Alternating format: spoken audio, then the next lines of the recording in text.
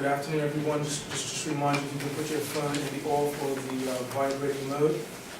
The other critical detail that I would ask you to oblige us with is we're going to ask you to keep all your questions and your comments centered around the statistics that we have today. There's a lot of things that is floating around, but we want to really dedicate today to the statistics, and the other stuff we can deal with at the appropriate time. So we're going to actually, if you can indulge us with this one, if we can keep at focus on the crime statistics.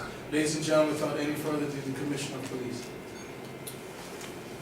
Okay, good afternoon, everyone. We've called the press conference today to release Bermuda's crime statistics for the fourth quarter of 2010, which is a period between 1st of October and 31st of December, and also the year-end statistics for 2010. We reported extensively on firearms throughout the year, so the numbers on firearms incidents will not be new to you. A total of 70 confirmed firearms incidents occurred during 2010, nearly twice as many as the 37 incidents the year before. 7 people were fatally shot and 29 were injured by gunshot, again about double the number in the previous year. Of the 70 incidents, 39 were actual shootings at a victim, or in some cases, multiple victims. And the other 31 incidents account for forensic recoveries of firearms and ammunition where there was no victim involved. The police seized 9 firearms last year, 2 of which were air pistols, 1 of which was an imitation firearm, and 1 pistol magazine. 65%, or 127 of the total number of firearms reports, are classed as unconfirmed, and that means there is no evidence to support the call. In terms of investigations, in cooperation with the DPP's office last year, the police brought 8 people to trial in 2010 for firearms offenses, and 7 of which resulted in conviction and sentences of imprisonment. A further 20 people have been charged before the courts for firearms offenses and are awaiting trial in 2011. This significant increase in charges and convictions is due in no small part to the increase in cooperation from the community. And I would like to take this opportunity to sincerely thank the public for the support we are seeing across the island and the continued assistance that we are receiving in terms of information and tips. I would also like to recognize the courage of those victims and witnesses that continue to take the stand in court, and to acknowledge that without their testimony, we would not actually have the convictions that we do. And finally, I encourage everyone else in Bermuda to remember the part that they play in taking a stand against violent crime and providing information to the police to bring the remaining offenders to justice. Now, elsewhere throughout the crime report, there is far better news to report. In terms of total crime, the fourth quarter saw a drop of 15% over the previous quarter, and total crime for 2010 was actually 14% lower than the previous year. For the first time in 5 years, total crime has dropped below 5,000 crimes per annum, and it now stands at 4,575. The long-term trend of crime is showing a substantial decrease. The fourth quarter of 2010 and 2010 as a whole saw the lowest crime rate in the last decade. Crimes against the person, the main categories are homicide, assault, and robbery, showed a steady increase until the fourth quarter of 2009. And since then, it has shown a steady decrease. The fourth quarter last year recorded 7% fewer reports than the previous quarter, and crimes against the person for the year is 13% lower than 2009, which accounts for 121 fewer offenses. Crimes against the community, the main categories are generally where there's no specific victim, such as firearms offenses, weapons offenses, and public disorder. This category fell by 18% in the last quarter, and the fourth quarter is the lowest since December 2008. Overall, 2010 compared evenly with 2009, with a marginal increase of 1%, or 9 additional crimes reported. Decreases in weapons offenses and antisocial behavior were unfortunately offset by increases in firearms offenses and disorder offenses.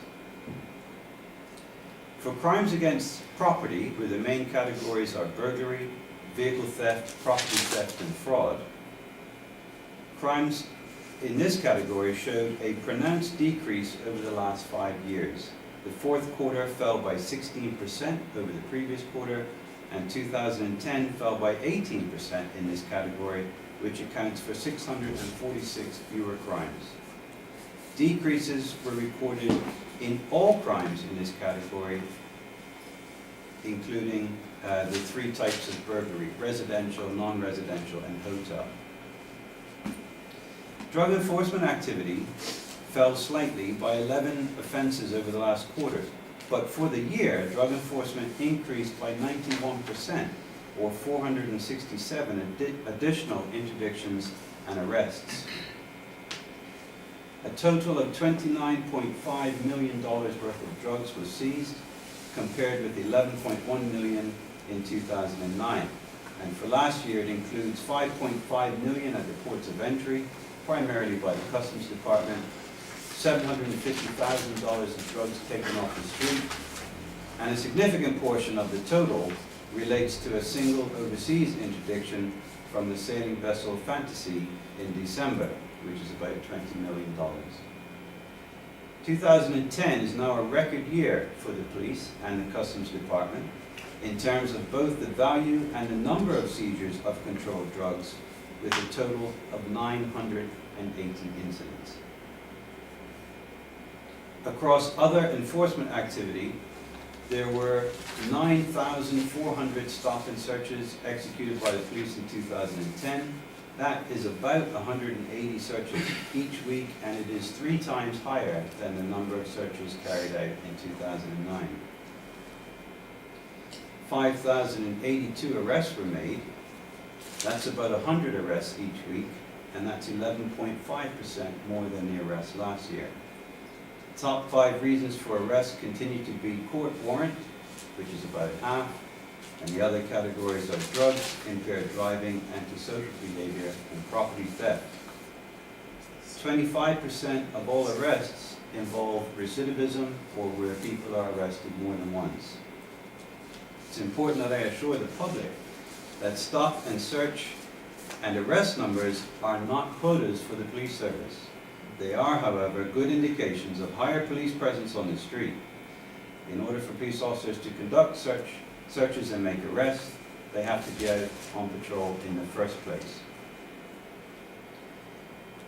Traffic enforcement saw an 18% reduction over the year in parking tickets and traffic tickets, and road traffic collisions held about the same, or 29 fewer collisions than 2009, 13 fatal collisions, 839 injury collisions, and 1,400 damage collisions. Thank you. Now we take questions. Commissioner, the last quarter of 2010, it seems as though quite a lot of crime decreased in that quarter, and it went quite quiet in a way.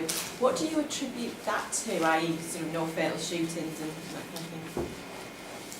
Yeah, I mean, it's difficult to know exactly, but certainly what we know anecdotally is some crimes are cyclical, so it depends on the type of year. Some crimes depend on recidivism, so if we have career criminals that happen to be in custody, then they're not available to commit the crime.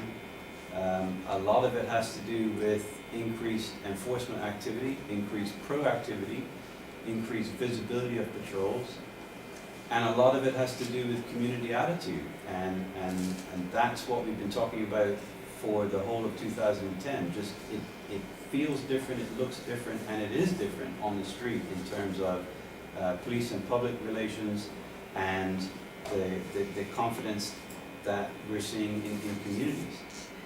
And do you think that that's come about, people being more willing to come forward and speak to police? Do you think that's come about because of publicity about, you know, new legislation that could perhaps help witnesses, such as the Overseas Witness Programme and that kind of thing? Is that what's giving people the confidence, do you think? It would be difficult to single out any one thing. What we do know is the effort across the board is significantly higher than it was a year ago. So it's not just the police service. And you're quite right, it is about changes in legislation. It is about more proactive work being done by the government, by helping agencies, volunteer organizations. It's just a new approach. One thing that we cannot, I suppose, do statistics for or record is the level of violence or the seriousness of this crime. And particularly in here, I noticed that among the weapons that were seized were 9mm pistols and 38s and the like. Those are serious pieces of equipment. Police concern as to the nature and the nature of the kind of violence that they're being faced with out there, for instance, and the brazenness of that as well. The shooting on Good Friday, Yeah. and then the type of weapons that they're seizing on the streets. These are not slingshots. No, that's correct. They're fully functional firearms. So, what's your question? I'm trying to find out from you, is the police looking more closely, or is there increased concern within the police service at the level of the violence, the brazenness of the violence, and the weapons that they're encountering out there in the street now? Well, I mean, it depends on the timeline, but certainly if you look back from 2009, and 2010 are the 2 years that we're most concerned about, because they are significantly different from the preceding years. Certainly, our concern is the number of incidents. I mean, that's been a community concern for some time. I think when it comes to the weapons, I think, as we've already reported several times in 2010, there is every indication that there is a limited number of weapons in circulation. Certainly all the evidence that we have points to that. We've made public statements around that, and I wouldn't use the term we take comfort in that, but it's better than the alternative, which was a perception for a long time that there was a proliferation of weapons. That's not the case. But the same as to the caliber of the weapons that you're seeing out there, like I said, the 9mm pistol. Well, those are conventional firearms. I mean, there's nothing dramatic about that. As opposed to a 22, let's say. A gun is a gun. Poses the same lethal threat. So could we just touch on a couple of the things that you didn't talk about, but some of the areas where crime seems to have risen in 2010. I was interested in the sexual assaults. Do you have a figure for how many incidents of sexual assault there were last year? Not off the top of my head. Could I have one? How do we report out on that?